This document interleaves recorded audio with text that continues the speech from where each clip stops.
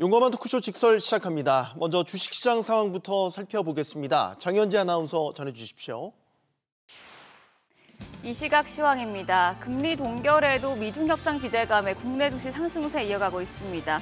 오늘은 코스피보다 코스닥이 조금 더 강한 모습인데요. 현재 코스피가 0.38% 오름세로 2,583포인트 보여주고 있고요. 코스닥은 0.8% 오름세로 728포인트에서 움직임 나타내고 있습니다.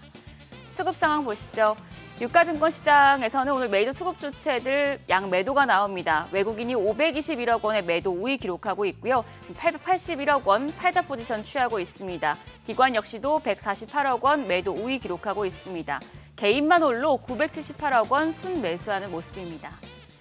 코스닥 시장에서는 외국인과 개인이 사고 기관만 팝니다. 외국인 233억 원의 매수 우위 기록하고 있고요. 개인 역시도 114억 원 순매수 보여주고 있습니다. 이런 가운데 기관만 홀로 185억 원 팔자 포지션 취하고 있습니다. 유가증권 시장 시가총액 상위 종목 거래가 확인하시죠.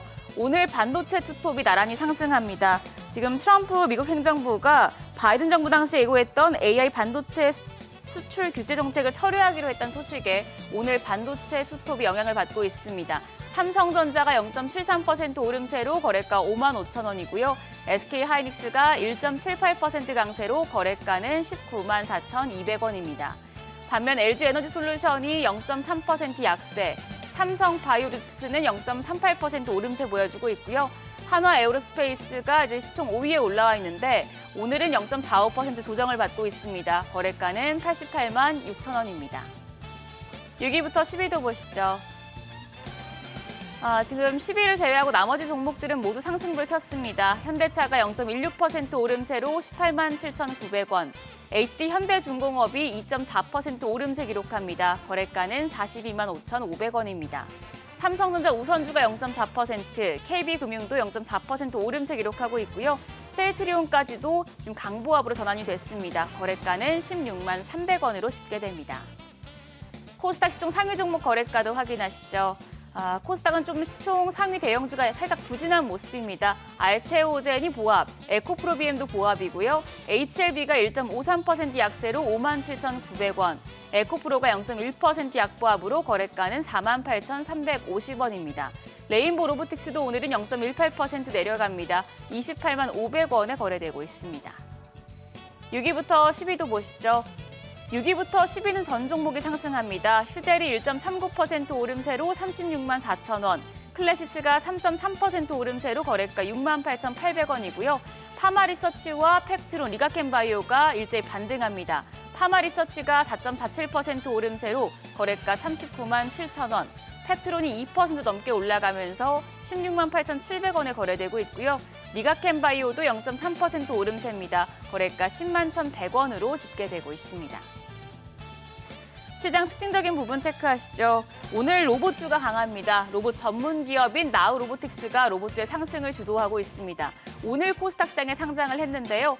공모가 대비 2배로 시초가가 형성된 이후에 상한가 경신하는 이른바 따상에 지금 성공한 모습입니다. 150% 가까이 올라가면서 거래가 16,980원. 밖에 오늘 ENM이 8.63%, 8.4% 오름세로 1,520원에 거래되고 있고요. 사면도 4.67% 강세입니다. 거래가는 15,680원으로 집계됩니다. 비만치료제 관련주도 좋은 흐름 보여주고 있습니다. 특히 블루엠텍이 상한가입니다. 무상증자 권리락 발생 소식에 또 비만치료제인 위고비 열풍으로 회사의 유통 플랫폼이 반사 이익까지 누리면서 오늘 장에서 상한가 바로 경신했습니다. 7,500원 기록하고 있고요. 큐라티스도 23.48% 시세 분출하면서 1,954원, 대화제약까지도 4.62% 오름세입니다. 거래가는 14,970원으로 집계됩니다. 외환시장 상황 보겠습니다. 미국의 기준금리 동결에 따른 달러와 강세 등의 영향으로 오늘 환율 1,400원 턱 밑에서 거래되고 있습니다. 9시 33분 기준으로는 1,397원 30전에 거래됐고요. 현재는 1,396원에서 움직임 보여주고 있습니다. 지수 다시 보시죠. 코스피가 0.32% 오름세로 2,581포인트, 여전히 코스닥이 좀 더 강한 모습입니다. 0.73% 오름세로 728포인트 나타내고 있습니다. 오늘 옵션 만기인 만큼 수급적인 변동성에 유의하시면서 시장 대응하셔야겠습니다. 지금까지 시장 상황 전해드렸습니다. 계속해서 시장의 다양한 이슈들을 풀어보는 시장 따라잡기로 이어갑니다. 이인철 참좋은경제연구소 소장 나오셨습니다. 안녕하십니까? 네. 밤사이 있었던 미국 연준의 FOMC 회의 결과부터 살펴보겠습니다. 시장이 예상한 대로 기준금리를 그대로 유지하는 결정을 내렸습니다. 그렇습니다. 이 사실은 분기 말이라면 이제 점도표에 주목을 하겠는데 이미 네. 예상했던 수준입니다. 현 수준에서 금리를 유지하겠다라고 이제 밝혔는데요. 트럼프 대통령이 계속해서 금리 인하를 압박하고 있음에도 불구하고 올해 들어서 4연속 금리를 현 수준에서 유지를 하고 있습니다. 그만큼 연준의 독립성을 계속해서 가져가겠다라는 의사 표명인데 트럼프 대통령의 관세 정책으로 인해서 이제 경제 불확실성이 커졌다. 아마 우리나라 금통위에서도 이창용 총재가 불확실성이라는 단어를 가장 많이 언급을 했는데 네. 마찬가지로 제롬 파월 연준 의장도 이 불확실성을 우려하고 있습니다. 연준의 목표는 두 가지가 있거든요. 하나가 물가 안정과 고용 안정입니다. 미국의 최신 물가 데이터는 3월 데이터예요. 3월 소비자 물가 지수는 한 2.4%, 변동성이 큰 에너지, 식음료를 제외한 코어 물가는 2.8%입니다. 이게 관세가 반영되기 전이에요. 그러면 관세가 본격적으로 반영되기 시작하면 물가는 걷잡을 수 없이 뛸 수 있다라는 우려고 사실은 고용은 완전 고용에 가깝습니다. 네. 미국의 지난달 고용은 서비스업 일자리가 더 늘었고요. 그리고 실업률은 4.2%입니다. 사실은 그런데 고용이라는 건 후행성 지표예요. 여기에다가 서비스업 일자리는 늘고 있지만 자세히 들여다보면 제조업 일자리는 줄고 있습니다. 네. 그런데 만에 하나 이런 지금 상호관세가 이제 유예가 되긴 했지만 계속해서 부과가 되기 시작한다면 미국 역시 이제 고용 지표의 이제 불확실성이 커질 수 있다라는 게 연준의 판단인데 그러면서 파월 의장은 이제 트럼프의 이제 금리 인하 압박에도 불구하고 금리 결정이라는 게 경제 지표와 전망에 따라서 이루어진다. 독립성을 강조하고 있고 지금은 wait and see, 기다릴 때다, 인내할 때다라고 얘기를 하고 있는데 네. 문제는 다음 달 6월에도 있거든요. 6월도 동결 전망, 유지 전망이 압도적으로 우세합니다. 연준의 금리를 예측해 볼 수 있는 패드워치 2를 보게 되면 6월 18일 미국이 금리를 유지할 가능성은 80%까지 높아졌어요. 하루 전날 68%에서 하루 만에 이제 이 파월 의장의 발언을 감안하게 되면 금리 유지 전망이 더 우세한 상황인데 다만 하반기에는 아마 한 3차례 정도 시장에서는 금리 인하를 기대하고 있는데 근데 3월 복귀에 보면 3월 점도표상에서는 연준 의원 18명의 이 마음속에는 올해 2차례 정도 네. 금리 인하를 예상했기 때문에 이게 좀 시각차가 좀 존재합니다. 이게 좀 어느 정도 줄어들지 6월의 점도표를 좀 지켜봐야 되겠습니다. 네. 자, 금리를 시장은 내리기를 바랬죠. 금리가 인하가 돼야 시장의 유동성이 더 활발하게 돌고 이게 이제 증시를 밀어올릴 기폭제가 되기 때문인데 유지를 했단 말이죠. 그럼 시장이 좀 실망할 텐데 그래도 뉴욕 증시는 올랐습니다. 맞습니다. 이제 금리 인하에 대한 어떤 기대감은 상실됐죠. 그래서 네. 이제 장중 내내 혼조세를 보였습니다. 그런데 지금 한 두 가지 호재가 있었는데요. 어쨌든 오는 10일 스위스에서 미중 첫 고위급 통상회담을 하겠다라는 네. 이제 이 기대감이 하나가 있었고요. 또 하나가 장막판이었습니다. 트럼프 대통령이 지금 바이든 행정부에서 추진했던 이제 AI 칩, 인공지능 칩 수출 규제를 좀 철회하겠다라고 이제 밝히니까 기술주 중심으로 그동안 이제 가장 많이 이제 피해를 봤던 엔비디아를 중심으로 해서 3% 넘게 올랐습니다. 이외에도 브로드컴, 어드밴스 마이크로 디바이스와 같은 필라델피아 반도체 업종 지수가 거의 한 1.7%, 2% 가까이 급등하다 보니까 주요 지수가 좀 올랐고요. 이처럼 이제 물론 이제 어떤 구체적인 윤곽이 드러난 건 아닙니다.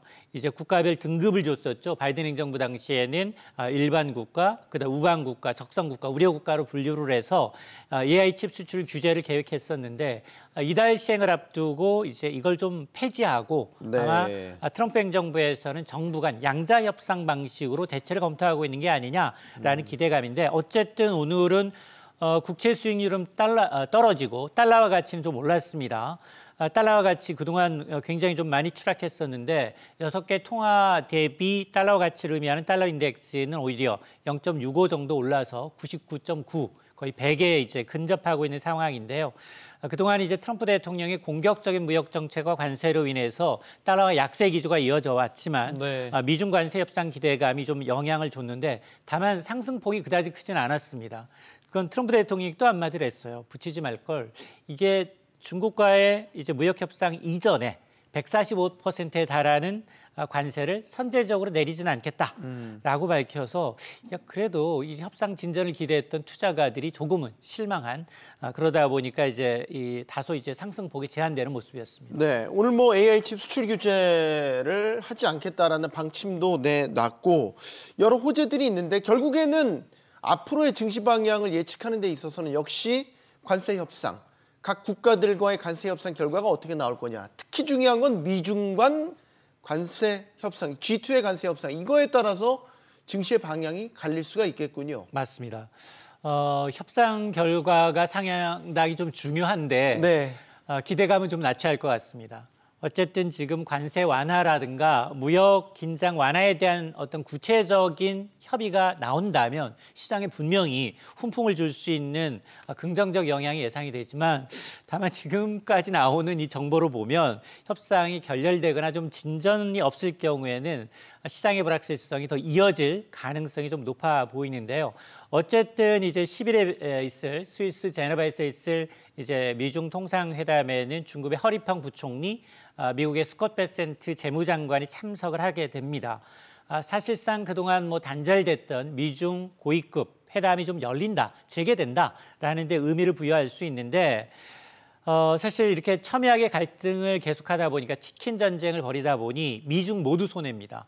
지금 사실은 미국도 1분기에 마이너스 성장했어요. 네. 그리고 이제 미국의 1분기 이제 수입을 좀 봤더니 중국산 비중이 거의 20년 만에 최저치로 떨어져 있는 상황입니다.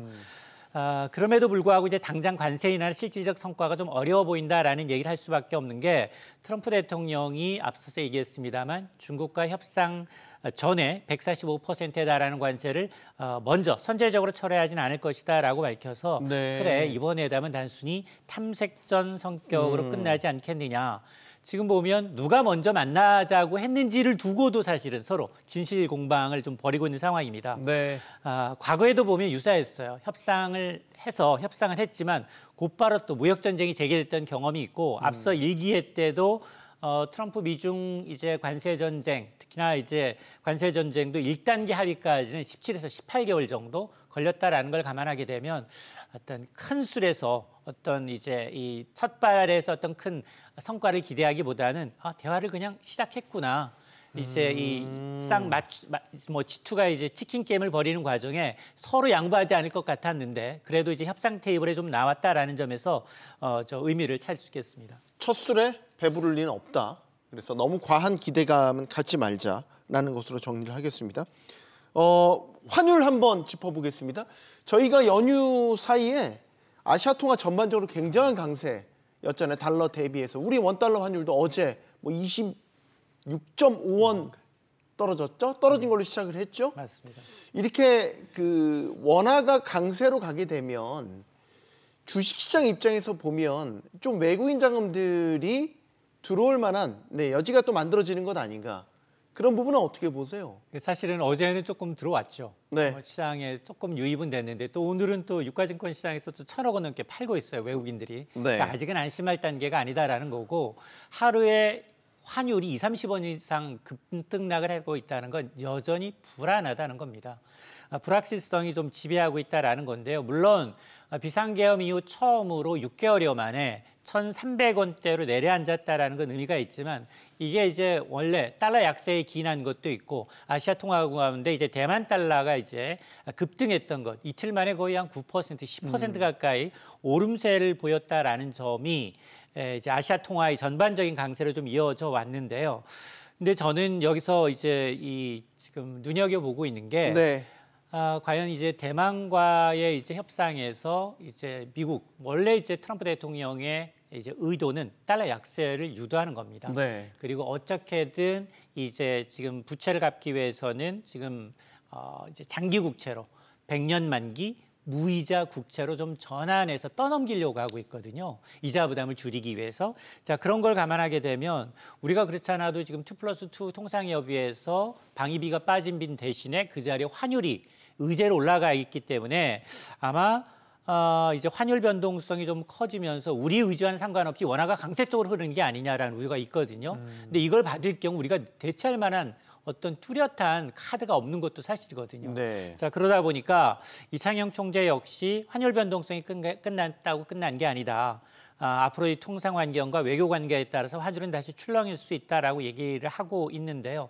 결국 이제 외국인의 이제 수급이 완전 개선되기까지는 원화 강세가 정말 일시적인 흐름인지 아니면 구조적인 전환인지 여부를 좀 봐야 되고요. 또 역시 한국은행이 통화 정책이 어떤 방향으로 전개되는지까지 토탈적으로 좀 감안해서 어떻게 전개되느냐에 따라 달라질 수 있다고 봅니다. 네, 일단 오늘 코스피 코스닥 우리 시장은 양시장 모두 상승세로 현재 출발을 하고 있습니다. 지금 시기가 대선 국면 아닙니까? 그리고 뭐 매일매일 지금 정치 관련 뉴스들이 쏟아지면서 각 당의 대선 후보들에 관한 상황들이 시시각각 변하고 있습니다. 그래서 지금 증시에서도 이른바 정치 테마주들이 하루하루 운명을 달리하고 있습니다. 맞습니다. 뜨겁게 타오르는 종목은 정말 무섭게 오르더군요. 이게 사실은 저는 폭탄 돌리기에 비유를 하는데요. 네. 누군가 나보다 더 높은 가격에 사줄 것이다 라는 기대감에 지금 정치 테마주가 거의 뭐 기승을 부리고 있습니다. 금융당국이 계속해서 워닝, 시그널을 주고 있거든요. 그럼에도 불구하고 변동성이 더 커지고 있는데요. 지난 4월 한 달 동안 유가증권시장 코스닥 합쳐서 네. 수익률 상위 10개 종목 가운데 8개가 바로 정치 테마주입니다. 그런데 문제는 뭐냐? 이게 대부분 소형주예요. 일정 부분 거래 대금이 늘어나면 늘어날수록 굉장히 개인적인 투자자들이 빚내서 투기적인 매수세까지 가세하고 있다라는 얘기인데요. 네. 실제로 금융감독원이 조사를 해봤습니다. 60개 정치 테마주를 분석해봤더니 절반 가까이가 영업이익으로 이자조차 내지 못하는 이른바 좀비 기업이었습니다. 특히나 이제 PBR과 같은 이제 자산 가치를 반영해 보면 시장 평균보다 2~3배 이상 고평가 돼 있는 종목들이 많았다라는 겁니다. 그러면 2017년으로 이제 대선 당시로 좀 돌이켜 본다 하더라도 비슷했어요. 대선 이전까지는 계속 급등락했지만 대선 이후에는 대부분 급락했습니다. 네. 그걸 누가 받느냐? 개인 투자자들이 계속해서 이제 받는다라는 겁니다. 현재도 보면 뭐 후보 단일화나 낙선 등에 따라서 이제 주가가 이제 급등락, 급변동성을 보이고 있는데요. 특히나 지난 한 달 동안 한 테마주는 3,000원짜리 주식이 4만 원대로 올랐어요. 야. 800%가 넘게 오늘 보니까 뭐 한 10배 넘게 올랐는데요. 네. 이게 물론 뭐 금융당국은 이런 이제 테마주의 기승에서 불공정 거래를 단속을 강화하면서 특히나 이제 내부 제보에 대해서는 최대 30억 원 가량의 포상금까지 지급하겠다라고 이제 내걸 것까지 검토를 하고 있는 상황인데 단기 테마주는 사실은 과대한 기대보다는 신중한 접근 그리고 빚내서 투자했다가는 내가 오히려 희생자가 될 수도 있습니다. 네. 방금 말씀하셨던 10배가 넘는 곧 이재명 테마주로 묶이고 있는 상지건설을 말씀하시는 거였죠. 그냥 제가 얘기했습니다. 금값을 살펴볼까요? 지금 금값이 하늘 모르고 치솟다가 조금 주춤하긴 했는데 많이 떨어진 건 아니고 이제 여기에서 다음 레벨을 지금 탐지를 하고 있는 것 같아요. 맞습니다. 여기서 주저앉을지 아니면 더 위쪽을 바라보게 될지 지금은 어디에 무게가 실려 있습니까? 어쨌든 뭐 어제까지 사상 최고치 기록하니 오늘 새벽에는 나흘 만에 하락세로 반전을 했습니다. 네.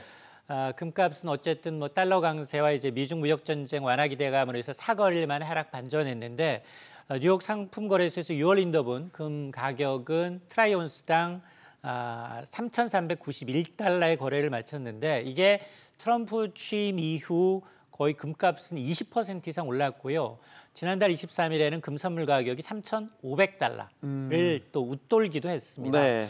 그러니까 뭐 관세 정책에 대한 불안감, 무역 갈등이 길어지게 되면 경기 침체될 수 있다라니까 대표적인 안전자산에 대한 금 수요가 몰리고 있고 이러다 보니 국내에서도 이제 개인들조차도 골드뱅킹 이른바 이제 골드뱅킹 잔액도 처음으로 1조 1,000억 원을 넘어섰는데요. 1년 전 6천억 원대에 비교하게 되면 2배 가까이 늘었습니다.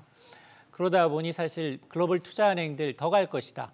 뭐 골드만삭스, JP모건은 내년까지 뭐 금값 4,000달러 돌파 전망까지 나오고 있는데 그럼 지금 사야 하느냐? 전 사실은 여기서는 좀 반대 의견인데요. 네. 전통적으로 경제가 불안하고 안전자산이 또 선행 현상이 두드러지게 되면 금값은 많이 오르는 건 맞습니다. 네. 근데 연초 대비 20% 이상 올랐어요. 저는 지금 차익을 좀 실현하는 세력도 만만치 않을 수 있다. 그리고 네. 금이라는 게 실물을 갖게 되면 바로 이제 이 부가세는 본인이 물어야 돼요. 그러니까 10% 이상 차익이 남는다. 수익이 네. 남는 때만 제가 본전이 되는 거거든요.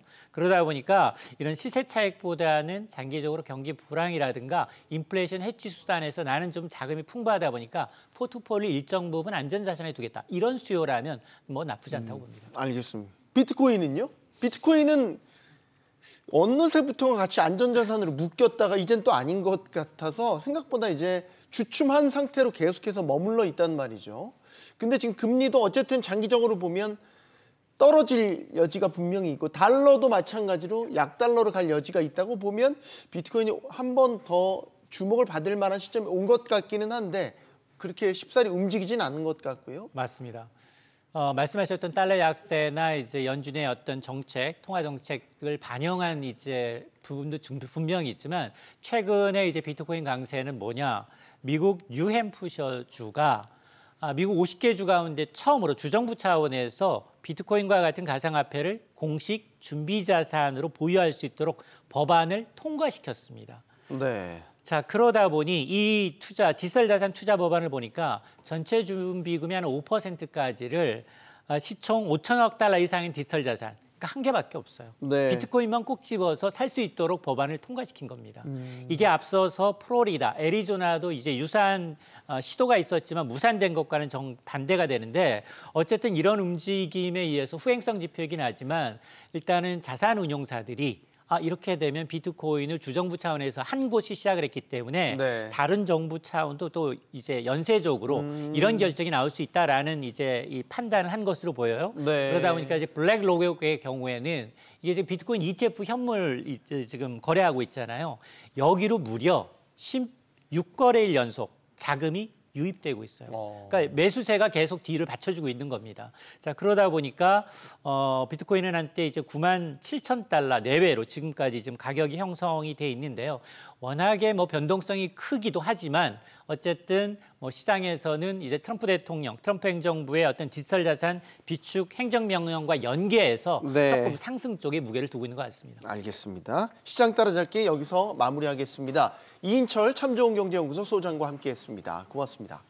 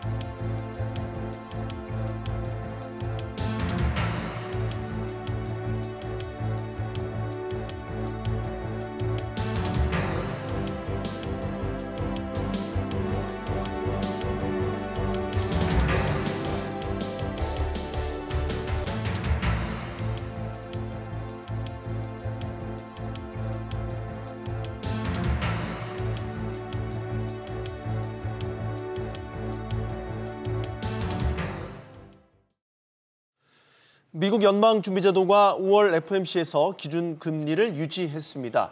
시장에서는 이제 연준이 금리를 언제쯤 내릴 것인지로 관심이 옮겨갔는데요. 도널드 트럼프 미국 대통령의 강력한 관세 정책으로 미국 경제의 불확실성이 커지는 상황에서 연준의 통화 정책도 셈법이 복잡해졌습니다. 더불어 우리 한국은행의 고심도 커지고 있죠. 자, 그럼 5월 FOMC 결과와 함께 이후 연준의 행보 지금부터 점쳐보겠습니다. 함께 해주실 분들 소개해드리죠. 한양대 경제학부 주동원 교수 나오셨고요. 또 서강대 경제학과 허준영 교수, 고려대 경제학과 강민욱 교수 나오셨습니다. 안녕하십니까? 네, 안녕하세요. 용어만 토크쇼 직설은 SBS 비즈 뉴스 앱과 유튜브에서 실시간으로 시청이 가능합니다. 자, 5월 FOMC 결국 기준금리를 그대로 유지하는 쪽으로 결과가 나왔습니다. 시장 예상대로 그대로 결과가 나오긴 했는데 일단 어떻게 보셨는지부터 총평 듣겠습니다. 교수님 어떻게 보셨습니까? 예, 그 1, 4분기 경제 성장률이 마이너스 0.3 해서 이제 역성장하면서 근데 이제 이게 원인이 그 수입 선수요 증가로 이제 봐가지고 네. 이게 경기 침체를 의미하지는 않는다. 그래서 이제 금리를 인하하는데 이제 뭐 막는 요인으로 작용을 했던 것 같고요. 그리고 이제 물가는 그 연준 목표인 2%대를 조금 넘고 있기는 하지만 네. 하향 안정세고 그런데 또 이제 기대 인플레이션은 또 상당히 이제 높은 또 상황이고 그래서 약간 그 물가 관련해서는 좀 딜레마적인 상황이 있고 그리고 이 연준이 금리 인하에 상당한 기준점으로 삼는 고용 지표도 이제 4월 실적이 나쁘지 않아서 그래서 오늘 그 파월의 인터뷰를 보니까 계속 제일 많이 하는 말이 wait and see. 예, 그래서 한번 좀 두고 보자. 네. 예, 이런 상황인 것 같습니다. 네. 뭔가 불확실하긴 한데 금리를 내리기엔 또 경제가 그렇게 상황이 나쁘진 않고 그러니까 조금 더 지켜보자. 뭐 이런 기조를 다시 한번 드러낸 것 같아요. 허준영 교수님 오랜만에 직설에 나오셨는데 FOMC라는 결과를 손에 들고 나왔습니다. 네. 어떻게 보셨는지 총평 들어볼까요? 저는 지금은 비슷합니다. 주동훈 교수님 말씀이랑 비슷한데 지금은 나쁘지 않은데 앞으로 나빠질 가능성이 있으므로 지금은 한번 기다려보자라는 거고요. 사실 뭐 연준 생각은 그런 것 같습니다. 예를 들어서 저희가 관세 정책이 세게 들어와서 뭐 파월 의장도 그거는 인정하는 것 같아요. 관세 정책이 생각보다 세게 들어온 건 맞는 것 같다. 세게 들어와서 앞으로 인플레이션이 벌어질 거냐 아니면 관세 정책으로 인해서 경기가 망가지면서 경기 하강으로 갈 거냐 이거에 따라서 통화 정책이 어떻게 움직여야 되는지는 굉장히 다르거든요. 네. 그런 측면에서 지금은 앞날이 조금 굉장히 불확실하니까 좀 기다리고 보자라는 생각 정도. 미국 경기가 생각보다는 나쁘지 않다라는 확신은 확실히 갖고 있는 것 같더라고요. 경기가 나쁘진 않은데 불확실하니까 조금 더 지켜보자라는 것. 이게 이제 금리를 그대로 유지하는 거에 대해서는 큰 이견이 없었는데 이제 파월의 입에서 그러면 앞으로 금리를 언제쯤 내릴 거냐라는 메시지가 어떤 식으로 나올까? 여기에 주목했던 FOMC이기도 했었습니다. 교수님은 어떻게 보셨습니까? 예. 기본적으로 이제 두 교수님 생각하고 비슷한 게 일단 금리 인하를 하지 않을 거라는 것은 어느 정도 예상이 됐던 것 같습니다. 네. 근데 제가 이제 주목해서 보는 것은 이제 파월 의장과 이제 트럼프만의 그 기싸움인데 트럼프 정부에서 계속 파월 의장을 압박을 했습니다. 갖고 뭐 트럼프가 이런 발언까지 했죠. 금리에 대해서는 내가 파월보다 더 잘 안다. 이것이 뭐 정치하는 사람이 어떻게 금리에 대해서 파월 의장보다 더 잘 알겠습니까? 하여튼 이런 말까지 했는데 일단 제가 이제 총평을 간단히 하자면 파월 의장이나 연준이 트럼프의 공격을 잘 버텨냈다. 네. 그리고 이제 연준이 독립적으로 객관적인 데이터로서 잘 결정을 했다고 보고 있습니다. 이런 결정한 이면에서는 이제 두 분 교수님들이 말씀하셨듯이 인플레이션이 아직도 미국이 목표하는 2%에는 약간 거리가 있다. 그래서 인플레이션이라는 이런 위험성에 대해서 더 비중을 둔 것 같습니다. 일단 저는 트럼프 자체에 대해서 더 주목을 한다는 것인데 이제 트럼프가 지금 관세 전쟁을 하고 있지 않습니까? 트럼프도 말했듯이 트럼프의 궁극적인 목적은 미국 사람들이 소비하는 것은 미국에서 생산하는 것이고 그러기 위해서는 수입품에 대한 가격을 올리고 또 미국산 생산품에 대한 가격을 상대적으로 낮추는 그런 과정에서 이런 관세 전쟁을 하는 것이고 이런 관세 전쟁은 궁극적으로 뭐냐면 미국 경제를 강하게 하지만은 단기적으로 그 위험성이 있다. 그렇기 때문에 이 단기적 위험성을 해소하는 방법으로서 금리를 내리는 방법으로 이제 연준을 압박한 것 같습니다. 네. 하지만 이제 연준에서는 이제 장기적으로 봤을 때는 지금 내릴 이유가 없고 또 한 가지 이제 파월 의장이 말한 것처럼 앞으로 경제가 나빠질 수 있는 걸 대비해서 우리는 이제 총알을 아껴주자. 그래서 나중에 이 관세를 내리는 것을 하나의 정책적 수단으로 미래에 쓰기 위해서 지금은 그 정책적 수단을 아끼자 이런 의미에서 금리 동결을 한 것 같습니다. 네. 굳이 또 교수님께서 트럼프 대통령과 파월 연준 의장의 기싸움에 대해서 언급을 하셨으니까 또 사실 관세 정책에 대해서 직접적으로 비판을 했어요. 성장이 둔화되고 장기적으로 인플레를 초래할 수도 있다. 관세 정책이 말이죠. 트럼프 안팎에 대해서 영향 안 받는다. 면담 요청할 생각 없다. 특유의 파월 그 냉소적인 표정과 말투로 이렇게 내뱉었으면 트럼프가 또 기분 나쁘겠네요. 이게 사람 상성이 되게 전 중요한 것 같아요. 네. 어떤 의장이냐에 따라서 굉장히 중요한 것 같은데 제가 보기에는 바로 이전에 제디 옐런 의장은 경제학자 출신이었음에도 불구하고 정무 감각이 굉장히 뛰어났던 사람으로 저는 기억을 하고요. 그래서 바람보다 먼저 눕는 뭐 그런 스타일의 사람이었던 걸 저는 기억을 하거든요. 네. 오히려 트럼프 밑에 있었으면 굉장히 트럼프에 휘둘릴 수도 있었겠구나라는 생각이 좀 들면서요. 파월 의장한테 오늘 기자들이 기자간담회 때 질문했던 것 중에 저는 오히려 개인적으로 제일 재밌었던, 제일 흥미있었던 질문 뭐냐면 대통령이랑 사이 안 좋은 거 대충 안다라는 걸 이제 뒤에 깔고 네. 뭐라고 기자가 물어봤냐면 그 대통령 만날 생각 없냐, 만나는 거를 먼저 제의할 생각 없냐 그랬더니 파월 의장이 진짜 거기서 약간 저희 시쳇말로 뭐가 딱 받아갖고 얘기를 하더라고요. 되게 근엄하게 나는 어떤 대통령에게도 먼저 만나자고 얘기한 적 없고 그 다음에 만약에 대통령이 나를 만나고 싶으면 나한테 먼저 만나자고 하는 게 순서인 것 같다 이렇게 얘기를 하면서 딱 넘어갔거든요. 네. 근데 이게 지금 강 교수님께서 말씀해주신 대통령과 파월 의장 사이에 어떻게 보면 텐션 이거고요. 이 면에는 단순히 저희는 이렇게 생각하잖아요. 그 지금 조금 금리를 낮추는 것을 말을 잘 듣는 총재가 그 연준 의장이 필요하다라고 생각은 하는데 사실 저희가 미란 리포트라고 하는 마이란 리포트를 보면 다음 스테이지 관세 전쟁의 다음 스테이지가 환율 스테이지의 전쟁들이 있잖아요. 네. 그러면 결국 연준 의장이 말을 잘 듣는 게 굉장히 중요해지거든요. 그런 측면에서는 여러 가지 포석이 좀 있는 것 같습니다. 네. 멋있는데요? 어떻게 보면 이 연준의 독립성에 대한 확고한 의지 이런 것들을 보여준 것 같습니다.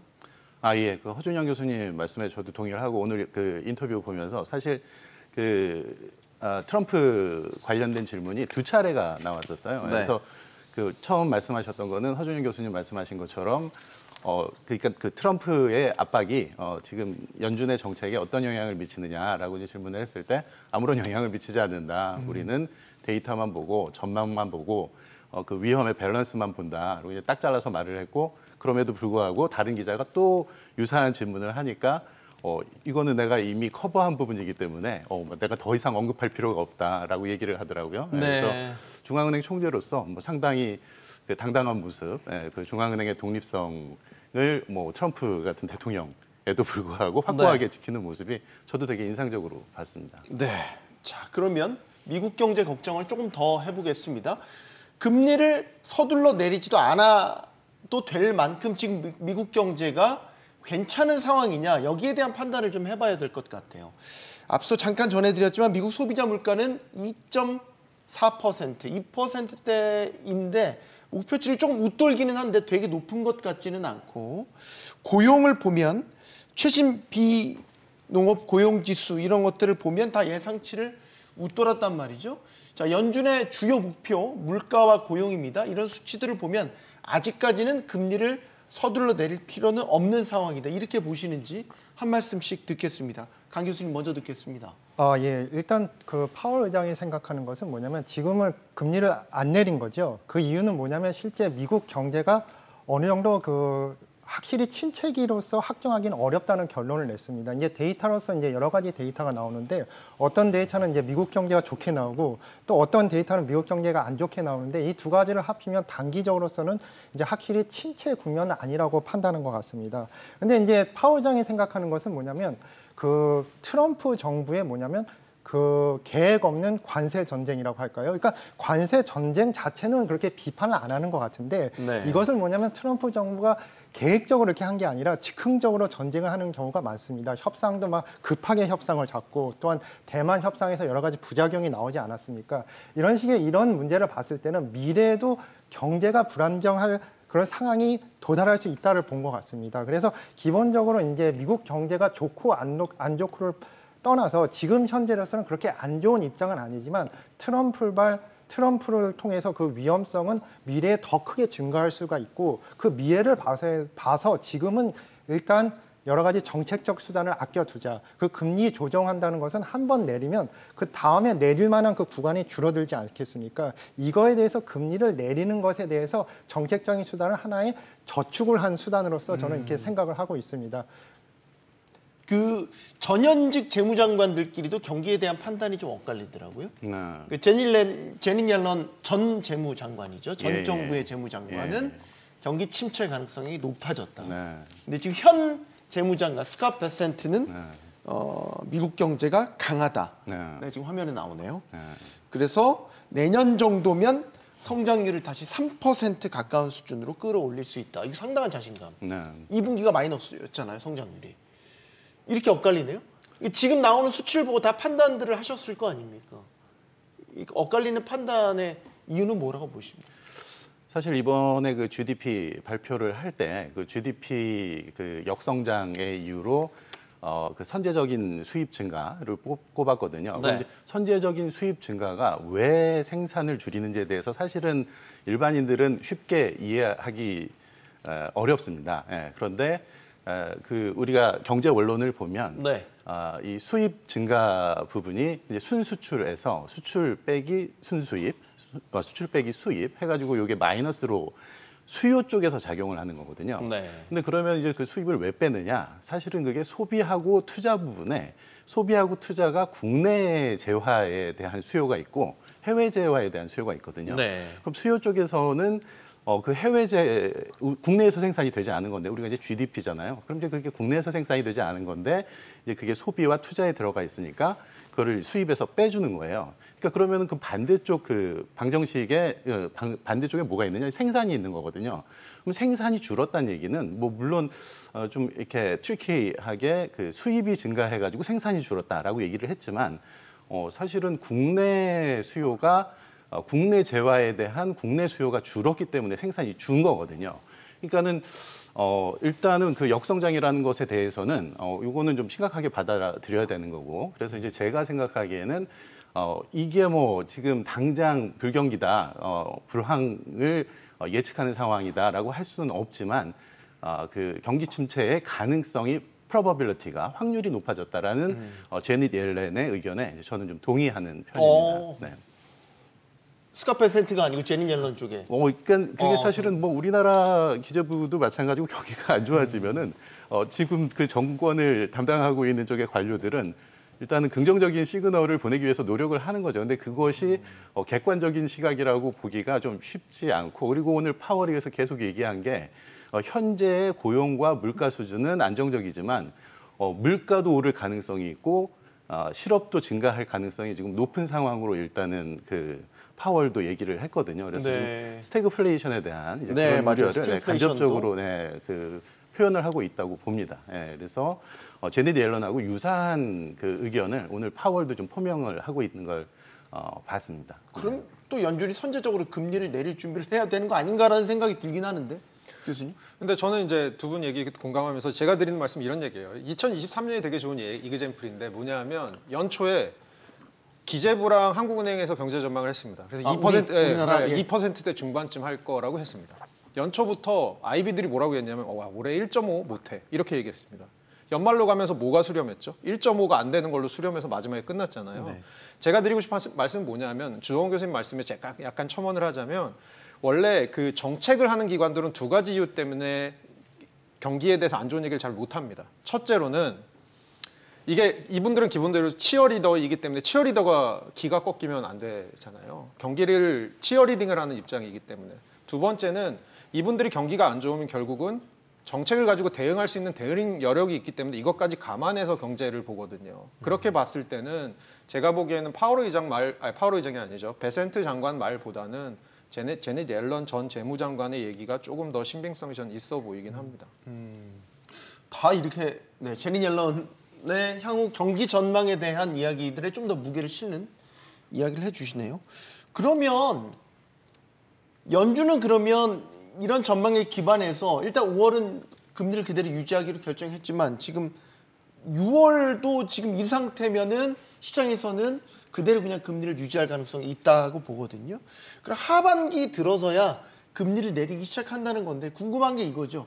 하반기 그럼 언제쯤, 내린다면 얼마나, 몇 회쯤, 뭐 이런 것들에 대한 전망. 사실 전반적으로 이번에 동결을 하면서도 이게 매파적 동결이 될 것이냐, 뭐 이런 부분들에 대한 관심이 컸기 때문에 그 부분을 이제 여쭙도록 하겠습니다. 그러면 금리 인하는 언제쯤에 시작된다고 보시죠? 금리 인하를 언제쯤 시작하는 건 정말 예측하기가 어렵죠. 근데 이제 확실한 것은 그 연방준비위원회랑 그거 행정부의 입장이 다른 것 같습니다. 일단 두 집단에 동의하는 것은 금리는 언젠가는 인하돼야 된다. 지금 현재 금리가 이제 미국 기준금리가 4.5%인데 이것이 상당히 높은 수준입니다. 이제 코로나 전때로 봤을 때는 막 2% 이하의 금리가 일반적인 시대도 있었습니다. 근데 지금은 금리가 너무 높기 때문에 이 4%에 익숙한데 이것은 굉장히 이제 잘못 어떻게 보면 비정상적인 비성장 계속되고 있는 거예요. 비성장적인데 이제 세계 경제라는 것도 이제 국가별로 그 기준금리가 다를 수가 있는데 적정 기준금리가 다를 수가 있는데 미국 같은 나라는 뭐 많은 사람이 인정을 안 할지라도 실제적으로 가장 신뢰가 있고 가장 안정적인 경제를 가진 국가입니다. 그 예를 들어서 이제 미국이 망하면 전 세계가 망하지만 또 작은 나라가 망한다고 해서 미국 경제에 타격을 주는 건 아니지 않습니까? 네. 그런 이유로서 이제 미국 국채는 가장 낮은 이자율로 발행이 되고 그거에 맞춰서 미국 금리도 굉장히 낮아야 되는데 지금 현재 미국 같은 경우는 4.5% 그리고 금리가 역전이 되어 있는 상황이 오랫동안 지속됐습니다. 한국 금리는 이제 2.75%라는데 네. 이런 상황은 이제 미국 정부나 이제 중앙은행도 연방은행도 인식하고 있고 금리를 내리려고 하는 것은 동의를 하는데 이 속도에 대해서 차이가 있는 것 같습니다. 트럼프 입장에서는 뭐냐면 이제 내년 11월 달에 이제 중간 선거가 있죠. 그리고 이제 트럼프는 굉장히 이제 관세 전쟁을 하고 이제 국민들을 설득을 해갖고 미국 국민들을 설득을 해갖고 새로운 정책을 피하는 데 있어 새로운 정책들을 계속 내놓는데 이때 이제 국민들한테 인기를 얻으면 실제적으로 정책을 이어갈 수 있는 그런 동력을 상실하게 되는 것입니다. 그래서 이제 1년 안에 뭔가 성과를 내는 그런 압박을 받고 있다는 것입니다. 그래서 이제 이걸 1년 안에 성과를 내려면 그 중에서 가장 쉬운 방법이 뭐냐면 연준을 이제 때리는 거죠. 연준한테 압력을 넣어서 금리를 내려라. 그렇게 되면 경제에서 가장 빠른 효과가 나타나는 게 실제적으로 이제 중앙은행의 이제 금리 정책인 것 같은데 네. 연준 입장에서는 이제 실제적으로 1년, 2년 만에 경제를 보는 것이 아니라 먼 미래 10년 이상을 보는 것이 연준의 역할이기 때문에 실제적으로 금리 인하에는 신중한 것 같습니다. 그리고 이제 그 파월 의장의 발언처럼 지금 현재 미국 경제가 그렇게 나쁘다는 그런 결론을 내리기는 어렵고 그것보다는 인플레이션에 대해서 약간 더 신경을 써야 된다는 의미는 금리 인하의 속도를 최대한 늦추려고 노력을 하는 것 같습니다. 그래서 저는 이제 이 힘의 대결에서 누가 이기냐에 따라서 금리가 6월 달에 내려갈 수도 있고 올라갈 수도 있다고 보는데 실제적으로 미국이라는 나라가 이제 트럼프가 아무리 발언이 세도 연준의 독립성이 보장된 나라기 때문에 시스템 자체가 네. 아마 금리 인하를 안 할 가능성이 약간 더 많지 않나 그렇게 생각하고 있습니다. 트럼프 대통령은 트럼프 대통령의 논리를 빌리자면 선제적으로 연준이 금리를 내려줘야 경기가 침체로 가는 것을 방어할 수 있다라는 거 아닙니까? 그래서 연준 뭐 일을 하라고 하는 거잖아요. 그 말도 맞습니다. 왜 그러면 지금 트럼프도 인정을 했듯이 우리가 큰 목표를 세우기 위해서는 지금에서는 약간의 고생을 해야 된다. 미국 경제가 고생하는 거를 감수해야 된다는 얘기를 해왔고 이 감수하는 그런 과정 속에서 이 해결책은 연준한테 떠미는 그런 형태입니다. 하지만 연준 입장에서는 뭐냐면 트럼프를 봤을 때는 더 큰 혼란이 미래에 올 수 있기 때문에 우리는 뭐냐면 그 더 큰 혼란을 대비해서 지금 금리 인하하는 걸 아니라 미래에 그걸 고려해 보겠다. 그 가능성을 열어두겠다. 그 입장 차이가 있는 것 같습니다. 같은 상황을 놓고서 이렇게 180도 다른 선택을 할 수 있다는 게 참 통화 정책이 어렵네요. 네, 저는 그런 의미에서 비슷한 말씀인데 저는 제가 생각하기엔 한 9월쯤 빠르면 9월일 것 같아요. 느낌이. 왜냐하면 늦게 보시는군요. 네, 이유는 뭐냐면 이렇습니다. 아까 주동호 교수님 되게 좋은 말씀 해주셨는데 잘 보세요. 수입을 전체 우리가 국민 계정에서 이렇게 빼주고 계산을 하는 이유가 뭐냐면 중국에서 선적해서 LA 포트에 들어오잖아요. 잡아요. 거기서 한번 수입으로. 거기서는 다 잡히죠, 수입이.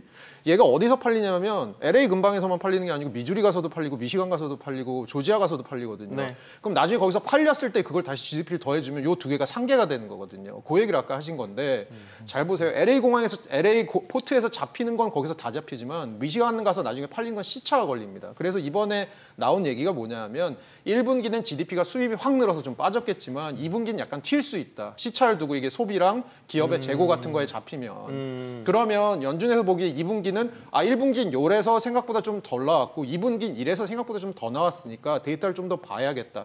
최근에 연준 정책들이 어떠냐면 한 번 데이터 보고 결정하지 않습니다. 데이터를 두세 번 정도 반복돼서 같은 메시지가 나올 때 결정을 합니다. 네. 그렇게 봤을 때는 제가 보기엔 2분기 보고 그다음에 2분기가 중요한 이유가 저희 관세 90일 유예했잖아요. 네. 그게 7월 초잖아요. 맞아요. 7월 8일. 7월 초쯤 되면 관세에 대해서 다음 스테이지에 뭐가 있을까가 슬슬 드러날 겁니다.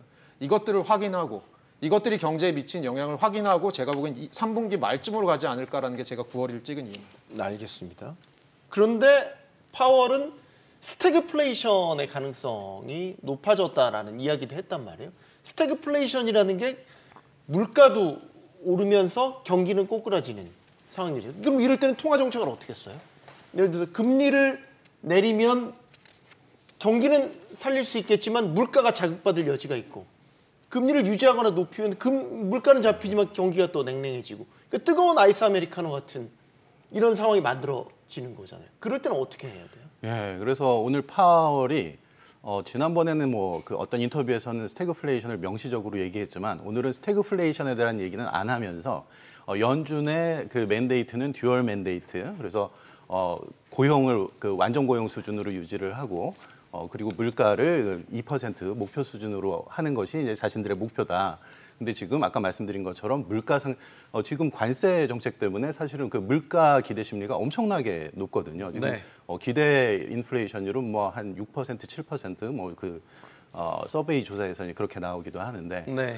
그래서 지금 강 교수님께서 아까 지금 금리 인하 가능성을 물어보셨는데 이금리를 올릴 수도 있고 내릴 수도 있다고 말씀을 하시면서 올리는 쪽도 얘기를 하셨어요. 그래서 오늘 저도 인터뷰를 보면서 저는 이 정도면은 그 뭐 소수 의견이기는 그 투자은행들 의견을 보면 좀 소수 의견이기는 하지만 네. 금년 중에 금리 인하를 안 할 것이다라는 의견도 있거든요. 더 매파적으로 네, 보시나요? 그래서 이제 그거에 나아가서 지금 하여간 오늘 그 파월의 인터뷰의 분위기를 보면 그러면은 상당 기간 금리를 내릴 생각은 없는 것처럼 그 경기 판단이 물론 그 경기 침체 가능성이 높기는 하지만 중앙은행의 맨데이트로서 물가와 고용 중에 선택을 해야 한다면 그 중에 더 심각한 것을 선택하겠다라고 네. 얘기를 해서 단언을 하지 않더라고요.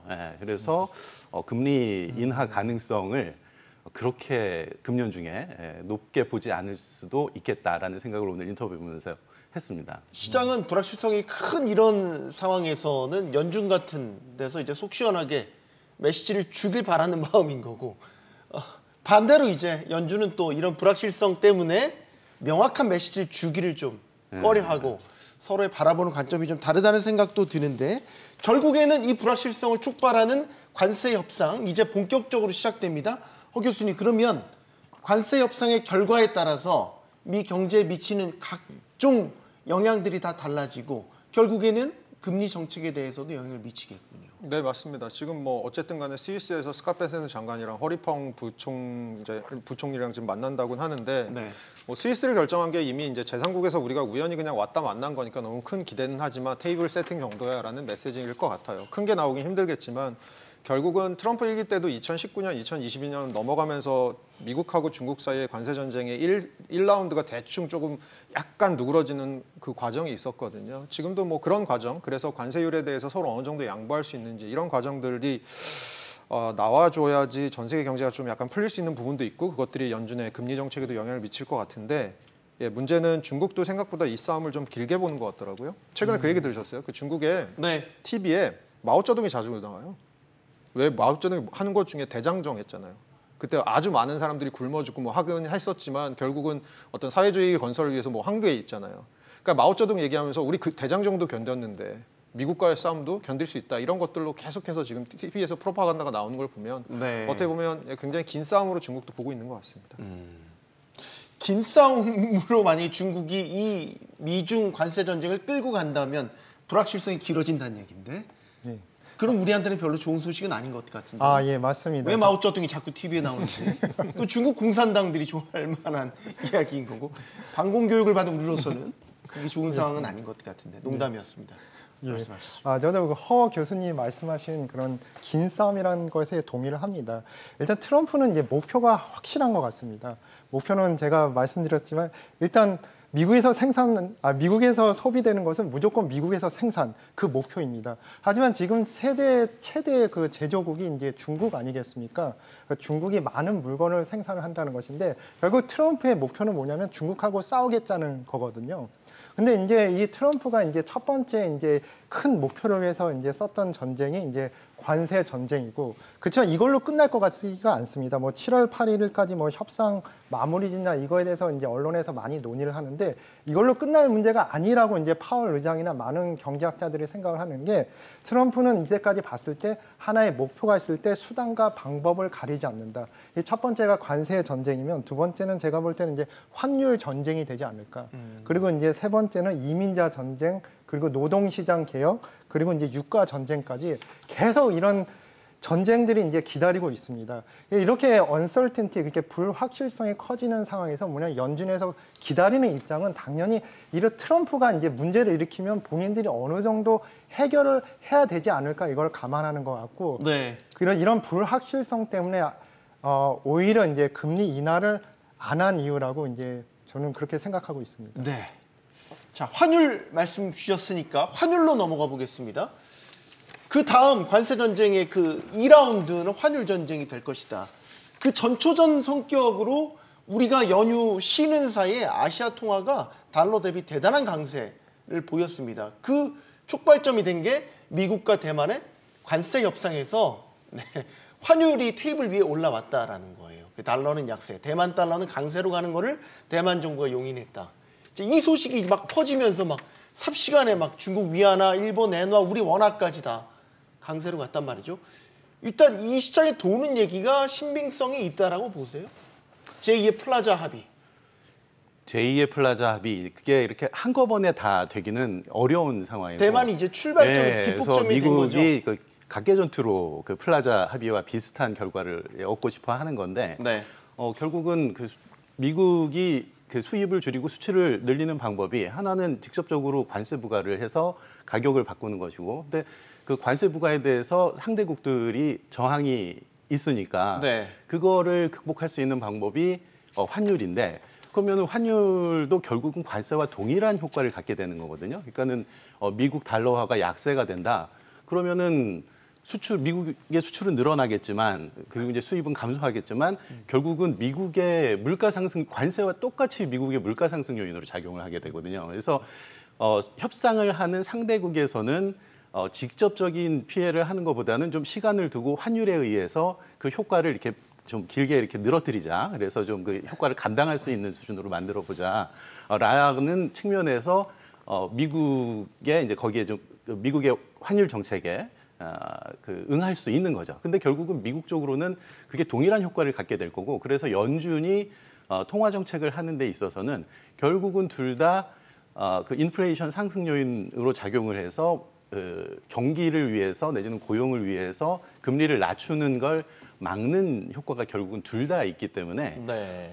스스로 지금 정책적 딜레마에 트럼프가 빠지게 되는 거죠. 그러니까 트럼프는 지금 기본적으로 경제 이론에 대해서 무시를 하고 그 강 교수님 말씀하신 대로 그리고 허 교수님 말씀하신 대로 그 내년 그 선거를 긍정적으로 치르기 위해서 이제 그런 행동들을 하는 건데, 그게 트럼프가 의도하는 결과를 얻게 될 거라고 예측하기는 매우 어려운 것 같습니다. 결국 지금 시나리오 만약에 대입을 한다면 아까 말씀 스티븐 미란 보고서 그대로 지금 가고 있는 것 같아요. 네. 뭐 약간 영화처럼 저희가 이야기를 해본다면 네. 스토리가 네. 관세 전쟁, 다음 환율 전쟁. 우리도 미국과 관세 협상하면서 4가지 의제를 정리를 했는데 마지막 의제가 환율이에요. 네. 그러니까 약간 뭐 닭살이 약간 네. 돋더라고요. 네. 연휴 기간에. 맞습니다. 그리고 나서 이제 환율 전쟁의 다음 스테이지, 아까 제가 말 잘 듣는 연준 의장이 중요하다고 말씀드린 게 그 미란 보고서인데, 결국은 환율 전쟁을 통해서 궁극적으로 하고 싶은 게 이걸 통해서 뭐 또 해결하겠냐라는 거냐면, 미국이 지금 국가 부채가 굉장히 높잖아요. 국가 부채 이자 비용만 GDP의 3.2%입니다. 1,000조가 넘습니다. 미국이 천조국인 이유가 국방비가 1,000조가 넘어서 천조국이잖아요. 근데 올해 미국이 국방비에 쓰는 것보다 이자지구, 국채 이자지급에 쓰는 돈이 더 많습니다. 그럼 네. 요거를 어떻게 해결하고 싶은데, 요거 어떻게 해결할까가 다음 스테이지로 가면 요것도 이제 환율이랑 연관이 되는 겁니다. 딴 나라들에게 왜 무이자의 백년물, 무이자의 영구채 발행해서 팔겠다라는 거잖아요. 그럼 딴 나라들이 안 살 거 아니에요. 왜 사요 그거를? 그럼 딴 나라들한테 예를 들어서 너네 우리나라 안보 서비스 받고 있으니까 미군 주둔하고 있으니까 사라고 하면서 그걸 강요를 하는데 네. 이때 연준 의장이 왜 중요하냐면 이런 겁니다. 이걸 사면 무슨 일이 벌어지냐 우리 입장에 생각해보세요. 외환보유고가 지금 단기 미국채로 돼 있는 게 다 장기 무이자 위국채로 바뀌어요. 그럼 이거 어디 나가서 우리가 외환보유고 외환 대응할 때 못 쓰잖아요. 그럼 우리나라가 외환보유고에 사실 굉장히 줄어드는 효과가 일어나는 거죠. 대응력이 확 떨어지잖아요. 네. 그래서 미국이 그래 그러니까 우리가 필요할 때마다 연준이랑 너네 나라 중앙은행이랑 통화 스왑 라인 만들어줄게. 요거거든요. 그럼 이 스왑 라인 잡아줄 때 누가 필요하죠? 연준 의장이 필요합니다. 그래서 연준 의장이 되게 말 잘 듣는 사람이 필요하다는 거예요. 그게 어떻게 보면 지금 계속해서 단순히 금리를 낮추는 데에서 파월 의장이 말을 안 듣는 것뿐만이 아니고 중장기적으로 트럼프가 하고 싶은 건 결국 굉장히 말을 잘 듣는 연준 의장이 필요한 거거든요. 그래서 환율 전쟁이 단순히 $1 대 타이완 달러 사이의 환율 전쟁뿐만 아니고 그 다음 스테이지로까지 넘어갈 가능성도 분명히 존재하는 것도 저는 되게 좀 슬픈 소식 같았습니다. 그러면 가만히 있어보자. 파월 의장이 내년 5월까지가 임기잖아요. 네, 맞습니다. 내년 5월까지는 환율 전쟁을 하는 데 있어서 계속 파월 의장이 이런 식으로 딴지를 걸 가능성이 있다라는 얘기네. 네, 걸림돌이 될 가능성. 그럴 수 있는데 문제는 뭐냐면 미국의 연준은 아까 주동호 교수님 정리해 주셨지만 듀얼 맨데이트라고 해서 국내적인 두 가지 목표를 갖고 있습니다. 그러니까 미국의 연준이 환율의 안정성을 신경 쓰는 곳은 아니에요. 네. 그렇게 봤을 때는 파월 의장이 직접적으로 환율에 대해서 뭘 할 수 있는 건 있진 않지만 파월 의장이 금리를 이렇게 안 낮추고 있으면 그것이 국제 금융시장에 미치는 영향, 그래서 환율에 미치는 영향이 생기겠죠. 그러니까 트럼프 대통령 이 모든 게 지금 마음에 안 드는 것 같습니다. 트럼프가 집권 초부터 이제 여러 구상들을 이제 직간접적으로 밝혔는데 그 중에 하나가 달러가 지금 너무 강하다. 결국 우리는 제조업 부활을 위해서는 달러를 약달러로 가야 되는 그 기조가 맞다라는 구상을 갖고 있다라는 걸 저희가 들었단 말이죠. 그리고 지금 이런 대만 달러의 강세, 아시아 통화의 강세들이 나타났다면 환율 전쟁의 시작점으로 이걸 봐도 되는 건지. 예, 저는 뭐 시장에서 예상하는 것이 이제 그렇게 트럼프는 뭐든지 할 수 있으니까 이게 환율 전쟁이 시작됐다고 보는데요.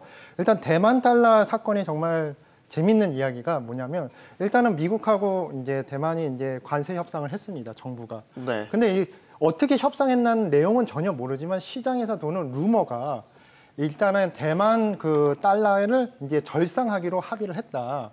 그런 루머가 돌았습니다. 그게 맞고 틀린지는 모릅니다. 하지만 대부분의 시장에서는 그걸 믿었습니다. 대만 정부는 부인했습니다. 대만 정부는 부인했는데 시장은 믿었습니다. 그래서 뭐냐면 많은 투자자들이 뭐냐면 대만 달러가 올라갈 걸 예상해서 미리 막 사재기를 해놓은 것입니다. 그래서 뭐냐면 실제적으로 대만이 어떠한 정책도 쓰지도 않고 대만은 부인을 했지만 뭐냐면 자가 실현적으로 그 믿는 것이 그대로 실현이 된 겁니다. 미래에 달러가 오를 거라는 걸 믿으니까 시장에서 그걸 사고 이런 게 뭐냐면 제가 생각하기에는 뭐냐면 그 정치나 뭐 협상보다 더 중요한 것이 시장 가격입니다. 이번에 이제 금리가 동결된 거라고 예상한 게 뭐냐면 선물 시장에서 금리 동결에 대한 그 데이터가 나오지 않았습니까?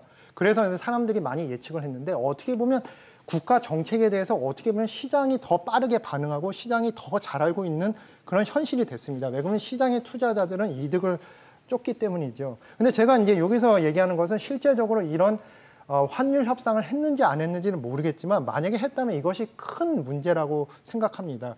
일단 미국의 시각은 뭐냐면 이 트럼프의 시각은 미국을 제외하고 모든 나라는 환율 조작국이라는 생각을 합니다. 환율 조작이란 건 뭐냐면 자국의 화폐 가치를 임의적으로 내림으로써 자국이 수출을 많이 하고 수입을 막는다.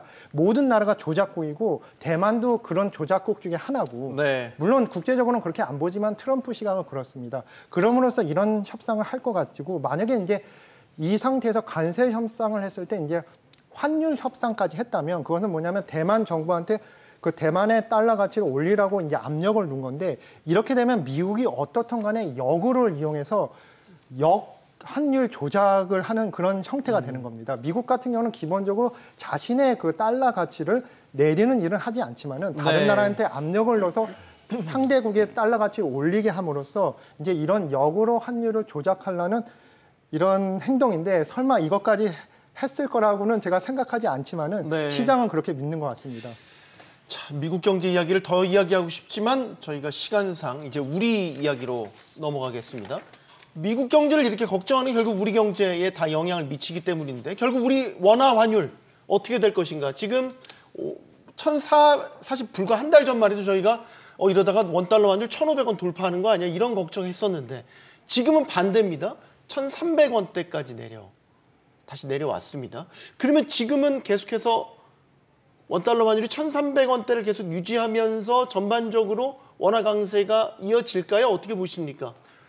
결국은 지금 트럼프 정부가 원하는 게 약한 달러. 그럼 우리나라 입장에서는 이제 강한 원화가 되는 거죠. 그래서 네.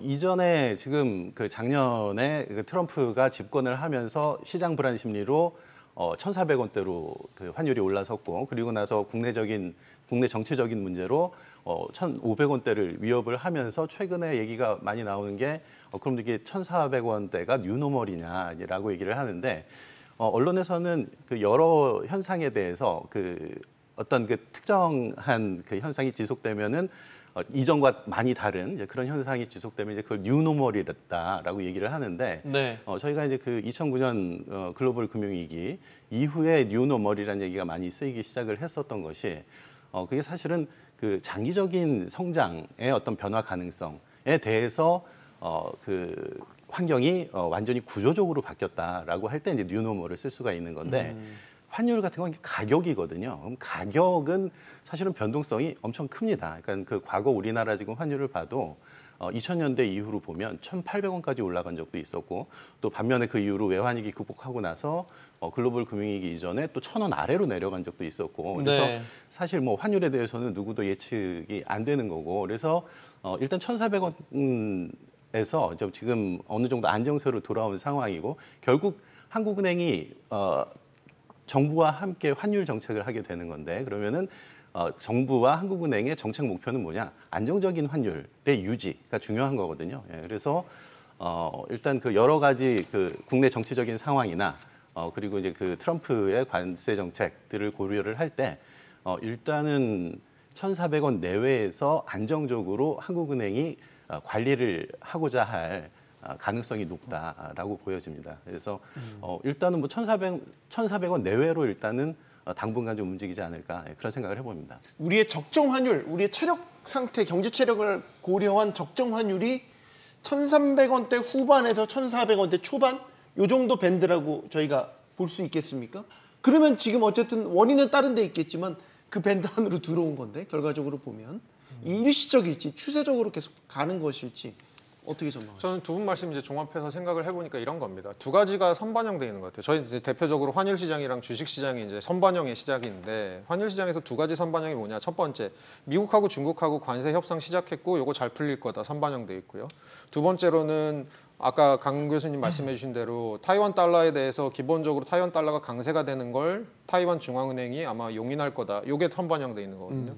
제가 보기에는 이 선반영의 조건들이 어느 하나라도 튀기 시작하면 다시 환율이 저는 튀어 올라갈 가능성이 있다고 보고요. 저는 네. 그래서 내려가는 힘보다는 올라가는 힘이 좀 강한 쪽의 환율이 아닐까라고 여전히 저는 생각하고 있습니다. 예를 들어서 환율이 튀어오르는 요인, 우리가 수출 경쟁력이 계속 이제 줄어든다. 관세 때문에. 네. 이러면 이거는 다시 원달러 환율이 튀어올 수도 있고요. 원화가 약세로 가요. 튀어올 수도 있고요. 또 국내적으로 또 생각해 보면 정치적 이벤트도 있으니까 우리 이제 대선이 있잖아요. 그리고 사실은 이제 대선 이후에 또 어떤 정부가 들어와서 또 네. 어떤 사람들이 어떤 경제 정책을 할지 이런 것들에 대해서 사람들이 또 얼마나 기대를 가질지 이런 것들에 대해서도 저희는 사실 그것까지도 다 감안해서 봐야 되는 상황 아닐까 싶습니다. 네. 자, 이달에는 우리 한국은행도 금융통화위원회를 열어서 다시 금리 결정을 합니다. 이달 말입니다. 이창용 총재가 최근에 금리 인하할 것이다라는 상당히 강력한 수위의 발언을 했습니다. 원래 금리 인하 안 하는 총재로 자기를 오해하고 있는데 아니다라는 이야기였어요. 이게 이제 시장에서 여러 가지로 해석이 됩니다. 그러면 5월 금통위는 어떻게 될 것이냐? 이거는 먼저 듣겠습니다. 5월 금통위 어떻게 전망하십니까? 제가 사실 여기에 그 4월 금통위 맞아요. 동결하고 나서 와가지고 코멘트를 했었는데 저는 그때 좀 그 민간 부분의 소비가 특히 이제 서민 쪽의 경제가 쉽지 않기 때문에 중앙은행이 좀 선제적으로 했으면 좋겠다. 더군다나 당시에 그때 5월에는 금리를 4월은 동결하고 5월은 내릴 것이다라는 시장의 기대가 있었다라고 하면 어차피 내릴 거 4월에 내리면 좋지 않느냐 이제라는 의견을 말씀을 드렸었는데 네. 그럼 이제 5월에는 일단은 또 이창용 총재 최근에 하신 말씀도 있고 네. 더군다나 그 경제 전망을 지금 뭐 0%대까지 다른 민간 민간 예측 기관이나 뭐 이런 데서 이제 나오는 상황이니까 일단 금리를 5월에 내릴 가능성은 뭐 매우 높다라고 볼 수 있겠죠. 근데 이제 그러면은 여기에서 또 시장의 기대를 뛰어넘는 그 하락폭을 한국은행이 시도할 수 있을 것이냐. 거기에 대해서는 지난번에도 말씀드린 것처럼 B컷을 말씀하시는 거군요. 예. 네. 그 중앙은행이 뭐 현재 경제 상황이 또 그렇게 또 이제 미국의 금리 상황도 봐야 하고 하기 네. 때문에 B컷 그러니까 시장의 기대를 넘어서는 금리 인하는 없을 것이나 일단은 금리를 한 차례 인하하기는 할 것이다라고 예상을 그러면 해봅니다. 0.25%포인트가 아니라 0.5%포인트를 내려도 괜찮다고 보십니까? 하는 금통위원이라면 네.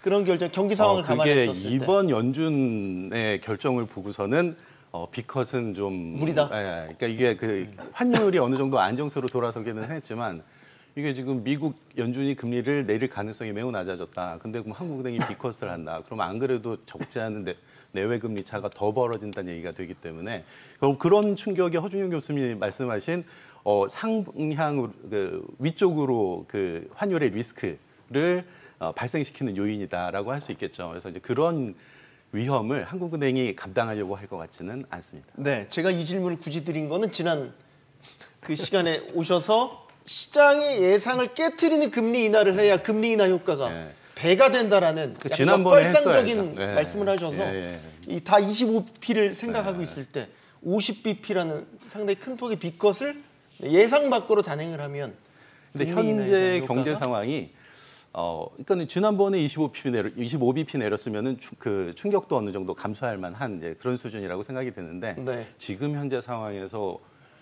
과감하게 50bp를 간다? 이거는 제가 금통위원이라도 찬성하기는 다소 어려운 금리 정책이다라고 말씀을 드리겠습니다. 알겠습니다. 그동안 저는 한국은행이 이렇게 금리를 망치로 누르고 싶었는데 내리고 싶었는데 사실 뒤에서 이렇게 아니 되옵니다라고 붙잡았던 요인은 크게 두 가지라고 생각해요. 하나는 환율이고요. 하나는 가계부채인데요.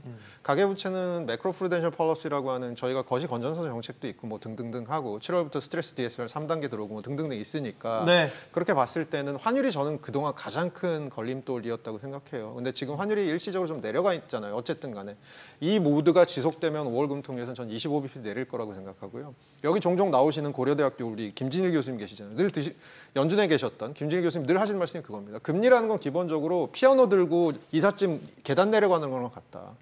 피아노를 들고 계단을 2계단씩 안 내려가지 않냐. 기본적으로는 한 계단씩 조심조심 내려가는 게 금리다. 저는 굳이 2계단을 내려갈 이유가 없다면 1계단을 내려가는 게 맞다고 생각하고요. 그런 측면에서 25bp라고 생각을 합니다. 그리고 또 하나 저희가 생각할 게 제가 아까 이제 잠깐 다음 대선 얘기를 드렸지만 지금 현재로서는 가장 당선이 유력한 후보가 가지는 정책은 뭐냐면 기본적으로 적극적인 재정을 하겠다라는 겁니다.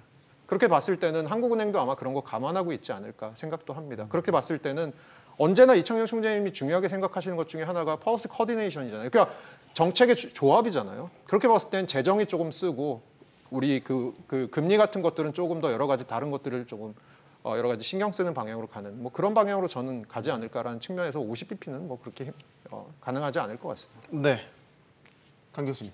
예. 저도 두 분 뭐 교수님 말씀에 상당히 동의하는 것이고 일단은 저는 그 전에 이제 얘기할 것이 뭐냐면 이 금리를 내린다는 이런 분위기가 이렇게 확산이 되는 이유는 우리나라가 이제 경제 성장률 예측이 0%라는 것이 거의 확실하게 된다는 분위기 속에서 이거 큰일 난 거 아닌가 이렇게 걱정하는 마음에서 한국은행이 금리를 내려야 되지 않나 이런 의논이 되는 것 같습니다. 근데 제가 그 전에 이제 말씀드리고 싶은 것은 우리나라가 이제 과거처럼 이제 고성장의 시대가 이미 지나갔습니다. 이제 이것을 인정해야 될 때가 되지 않냐. 그러면 이제 2% 성장, 이제 기본 선진국이 하는 2%의 성장이 이제 일반적인 성장률인데, 근데 그거보다 더 낮은 이제 0%라는 것을 어떻게 해석을 하냐면, 제가 볼 때 이것이 큰 위기보다는 우리나라가 지금 현재 트럼프발 관세 전쟁의 가장 큰 피해자 아닙니까? 네. 왜냐면 우리나라는 이제 수출 주도형 국가이기 때문에 이 관세 환율에 아주 민감한 국가인데, 이런 경제적 불확실성이 커진 상황에서 어떻게 보면 2% 성장해서 1%가 더 내려간 걸로 봐도 되지 않나, 이런 생각을 합니다. 이제 많은 사람들이 이런 어려움을 극복하기 위해서 이제 B컷을 얘기하는데, 저는 이제 생각이 약간 다를 수가 있는 게, 만약에 금리를 확실히 낮춰버리면 그 효과도 많지만 부작용도 많습니다. 이 시장도 뭐냐면 바뀌어진 금리에 적응을 해야 된다는 것입니다. 적응하는 시간이. 그렇죠. 이 적응 기간 속에서 여러 가지 비용이 들기 때문에 이런 비용도 생각을 해봐야 된다는 것인데, 그 미국 같은 경우에서 이제 B컷을 한 최근 사례를 보면 2007년도에 이제 글로벌 금융 위기 때 이제 B컷을 단행을 했고, 그때는 네. 정말 전 세계가 위기 상황이 아니었습니까? 그 두 번째는 이제 코로나 기간 동안에 이제 B컷을 했는데, 그 미국도 그런 위기 상황에서는 B컷을 쓰는데 우리나라가 지금 상황에서 그렇게 위기 상황이냐? 저는 이제 약간 관점을 달리하는 게, 저성장의 기조로 들어갔고, 그리고 어떻게 보면 그 트럼프발 그런 경제적 불확실성 때문에 이제 일시적인 현상일 수도 있다. 이렇게 다른 시각으로 약간 보고 싶습니다. 지금 경기 침체 걱정하는 게 일시적일 수 있다. 예, 맞습니다. 그거에 대해서 확실하게는 모르지만 지금 현재로서는 이제 침체 가능성이 있다는 거지, 그것이 확정적인 것은 아니라고 생각하고 있습니다. 그러니까 저성장 시대를 감안을 해서는 한 이 정도로 해석을 하고 싶습니다. 이렇게 경기 침체가 확실하지 않은 상황에서 너무 그 중앙은행이 뭐냐면 금리를 낮춰버리는 그런 무기를 쓴다면 나중에 정말 필요한 순간에 그 무기를 못 쓸 수도 있다. 그렇게 제가 결론 내고 싶습니다. 세 분께 반론을 제기하자면, 작년부터 이제 한국은행이 3차례 금리 인하 단행했잖아요. 근데 이제 시기에 대한 논란도 약간 있었고, 늦었다라는 거고, 금리 인하도 좀 더 과감하게 하지 못하면서 금리 인하 효과를 사실 실물 경제에서 별로 체감하지 못한다. 이제 이런 지적들도 많이 있었잖아요. 그리고 지금 아까 경기 침체가 관세로 인한 일시적일 수 있다라고 말씀을 주셨지만, 지금 뭐 해외 IB들이 이제 우리 성장률 전망한 거 보면 거의 0.5%, 거의 일본이 과거 한 30년 동안 저성장으로 갔던 막 그 초입의 막 모습들이 막 나타나고 있는데, 너무 안일하게 금리 인하를 하면, 이제 안일하게라는 표현 자체에 약간 해석이 들어가 있긴 하지만, 그 B컷 필요성도 우리가 전혀 배제하지 말고 같이 놓고 봐야 되는 거 아니냐라는 말씀을 마지막까지 한 번만 더 드리겠습니다. 허 교수님. 제 생각은 강 교수님 말씀에 동의하고요. 부작용이 훨씬 큽니다. 그리고 거시경제 정책이라는 게 금리 정책만 있나요? 사실 저희 이전 정부에서 재정 정책은 뭘 했던 거죠? 재정은 수지를 맞추기 위한 노력을 수지도 못 맞췄어요. 했다라고 못 맞췄어요. 결국은. 얘기를 했죠. 못 맞췄어요. 그러면 그 재정 건전성이라는 허상에 어떻게 그걸 쫓느라고 재정은 그냥 묶어뒀습니다. 금리 혼자 모든 걸 다 하라고 하는 정책이었는데, 그게 그럼 그렇게 작동할 리가 있나요? 저는 그냥 그렇게 반론드리겠습니다. 그러면 장기적으로 보면 우리의 적정 그 기준 금리 수준 지금 높잖아요. 예. 이건 이제 경기 판단에 대한 생각에 따라 또 달라질 수도 있겠는데. 네, 그렇죠. 그래서 지금 2.75%가 현재 경기 상황에서 높다라고 이제 생각을 하시는 거고, 네. 그리고 그래서 시장에서도 이게 이번에 한 차례 내리고 2.5%에서 경기 상황이 회복되지 않는다라고 하면 2%까지 내릴 수도 있다라는 예측이 사실 지난번에 제가 그렇게 말씀을 드렸었던 것인데, 네.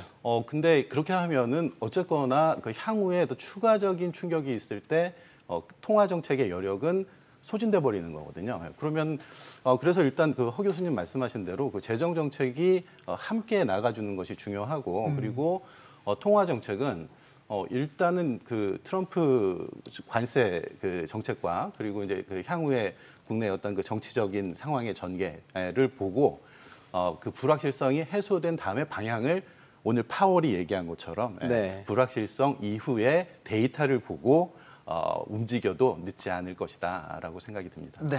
자, 지금 우리 경제부처의 공석이 상당히 많습니다. 일단은 지금 대행 체제가 아니라 대행 체제이죠. 그래서 이주호 대통령 권한 대행이죠. 교육부 장관이 이제 사회부총리가 권한 대행을 하고 있습니다. 지금 미국과의 관세 협상도 해야 되는 이런 상황인 거고, 이런 이 경제 수장의 공석을 나라 밖에서, 해외에서 우리나라를 보면 이게 어떤 시각으로 바라보게 될까요? 걱정이 이제 대외 신인도가 많이 흔들리지 않을까라는 측면에서 질문드립니다. 저는 이제 당장 대선이 다음 달에 있기 때문에 대신인도가 그 공백이 뭐 무한정 있는 거, 그러니까 저희 사실 기한 없는 공백이 있고 기한이 있는 공백이 있으니까 지금 네. 기한이 있는 공백이라서 조금 걱정은 덜 되고요. 오히려 저는 약간 걱정되는 부분이 얼마 전에 스카페센트 장관이랑 우리나라 2+2 했잖아요. 근데 마치 스카페센트 장관이 나와서 티타임하고 잠깐 커피 한 잔 마시고 들어왔더니 한 명이 없네? 이런 상황이잖아요. 지금 어떻게 보면. 회의 끝났더니 나머지 한 명도 또 네, 네, 끝내 나머지 한 명들 뭐 이런 상황이잖아요. 네. 이걸 미국이 어떤 식으로 디스카운트해서 나중에 저희한테 돌려줄지 거기 조금 걱정이긴 합니다. 그러니까 협상력이 많이 떨어지지 않을까. 그러니까 우리 소위 리더라고 하면 방향성을 명확하게 제시를 하고 그 방향대로 나가야 되는데 그런 리더가 부재이니 나라 밖에서 우리나라를 볼 때 과연 이 나라 경제가 제대로 굴러갈 수 있을까 이런 걱정을 하는 거고, 실제 환율에도 많이 영향을 미치잖아요. 이런 불확실성이 말이죠. 예, 이런 불확실성이 환율에도 영향을 미치지만 그 기업, 그 중소기업을 통해서 대기업, 그 기업 자체에도 영향을 많이 미칩니다. 예를 들어서 이제 외국이 한국 기업한테 돈을 빌려줄 때 실제적으로 정치적인 불확실성에 대한 것을 많이 감안을 하거든요. 네. 그래서 이제 달러를 빌리기도 어려운 것이고, 이제 중소기업에도 많이 영향을 미치는데, 물론 저는 이게 상당히 부정적인 것을 해석을 하지만 그래도 긍정적인 면을 조금 찾자면, 하도 부정적인 얘기만 하니까, 이번에 이제 대만이 이제 실제적으로 경제적 그 불확실성을 해소하기 위해서 협상을 서둘렀잖아요. 미국과 네. 관세 협상. 그렇지만 이 관세 협상을 서두르니까 경험도 없는 상태에서 협상을 하다 보니까 엄청난 부작용이 튀어나왔잖아요. 대만 달러가 폭등을 하고 대만 경제가 흔들리고 이런 부작용이 나왔는데, 우리나라 같은 경우는 실제적으로 지금 현재 임시적인 정부이기 때문에 협상 자체가 불가능한 상황이 오히려 좀 협상에 대해서 생각할 수 있는 시간을 벌지 않았나. 그래서 이제 대만이나 여러 나라의 그 협상 과정을 보고 좀 공부해서 다음에는 협상을 더 잘할 수 있는 방법을 만들 수 있지 않을까. 네. 다음 정부에 기대를 해봅니다. 정말 긍정적으로. 경제학계 장원용이신데요. 장원영이 그렇게 긍정적이에요? 럭키 비키잖아요. 네네. 네. 이렇게 밝아야 되는데 경제가 말이죠.